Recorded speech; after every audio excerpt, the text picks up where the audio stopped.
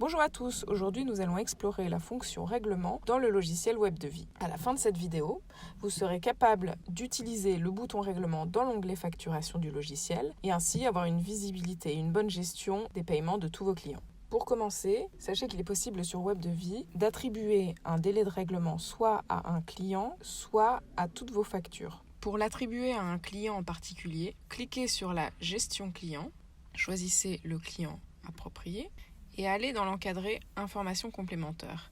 Vous avez ici l'option délai de paiement.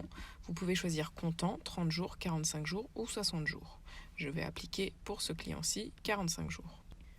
Mettez bien à jour le client. Vous pouvez attribuer ce délai également dans les réglages, dans l'onglet facture, et vous avez la même option ici, délai de règlement, avec les mêmes temporalités. Lorsque vous choisissez ici cette option, elle s'appliquera à tous vos clients. Ensuite, revenons sur l'espace de vie. Nous allons prendre une affaire comme exemple pour aller jusqu'à la facturation. Je choisis par exemple cette affaire-ci que je vais facturer. Je vais créer une nouvelle facture d'acompte. On voit que ma facture d'acompte est pour l'instant en statut validé. Pour la régler, j'ai deux options. Premièrement, aller dans cet onglet-là, règlement. Je retrouve mon affaire juste ici et le montant de mon acompte. Je clique sur enregistrer un règlement. J'ai ici le montant total à régler dans la facture que j'ai créée. Je peux choisir de n'en mettre qu'une partie. Par exemple, 1000 €. Je peux choisir la date ici, le moyen de paiement, disons chèque. Ici, je peux mettre un commentaire du type « paiement en 2 fois ».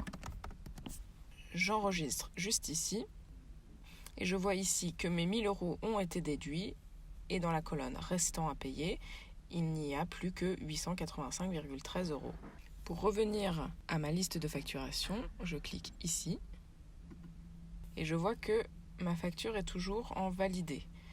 Elle ne sera réglée qu'une fois le montant total enregistré. Maintenant, la deuxième solution pour aller marquer un règlement, vous aviez la solution avec cet onglet-ci que l'on a vu juste avant, mais vous avez également la solution de cliquer juste ici sur régler la facture.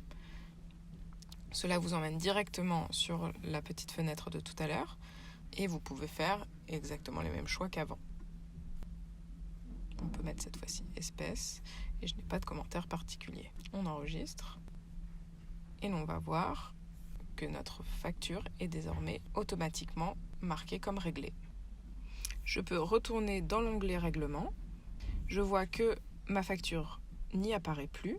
Elle est désormais dans règlement reçu et cet onglet nous montre bien qu'il y a une ligne par règlement. Les 1000 € d'abord et les 885,13 € ensuite. Revenons maintenant à nos délais de paiement. Je vais créer une nouvelle facture.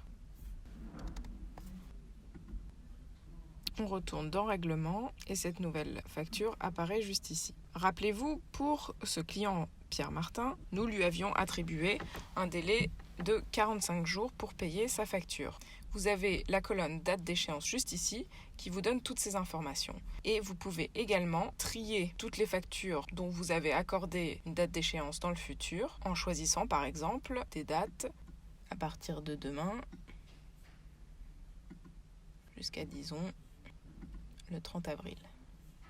Lorsque vous appliquez le filtre, ne s'affichent plus que les règlements en attente que je peux prétendre obtenir dans le laps de temps que j'ai choisi dans le filtre et ainsi faire des prévisions sur ma comptabilité. Votre filtre s'affiche ici dans ce petit champ et lorsque vous passez votre souris dessus, vous avez une petite croix qui s'affiche et qui vous permet de supprimer le filtre quand vous n'en avez plus besoin. Vous pouvez également filtrer tous vos règlements en attente selon le numéro de facture, le nom de l'affaire, le nom du client. Pareil par choix de date, par date de facturation. Et également par montant restant, en choisissant un montant minimum restant à facturer, un montant maximum ou les deux. Pour ces 3 champs-là, il est à bien noter que votre recherche ne sera effective qu'à partir de 3 caractères. Voilà, vous avez Martin Pierre qui s'affiche juste ici. Que ce soit tous vos règlements ou vos règlements filtrés, vous aurez juste ici le montant total en attente qui sera calculé automatiquement. Vous pouvez choisir de sélectionner une ou plusieurs lignes de règlement et d'avoir une solution rapide pour régler plusieurs éléments d'un coup sans ajouter tous les détails que nous avons vus dans la petite fenêtre du début. Vous pouvez également agir sur l'ordre d'affichage de votre liste de règlements. C'est-à-dire que quand vous verrez cette petite flèche en haut d'une colonne, ça veut dire que votre liste est triée selon cette colonne. Ici de la date la plus éloignée à la plus récente. Et si vous cliquez simplement sur la colonne comme ceci, le sens s'inverse. Vous pouvez le faire pour toutes les colonnes, par exemple en choisissant l'ordre croissant ou décroissant du numéro de facture, l'ordre alphabétique des affaires ou de votre client, de la date de facturation ou du montant restant. Si je clique sur l'onglet Règlement reçu, vous avez exactement les mêmes systèmes de tri et de filtre. Vous pouvez choisir de modifier le règlement.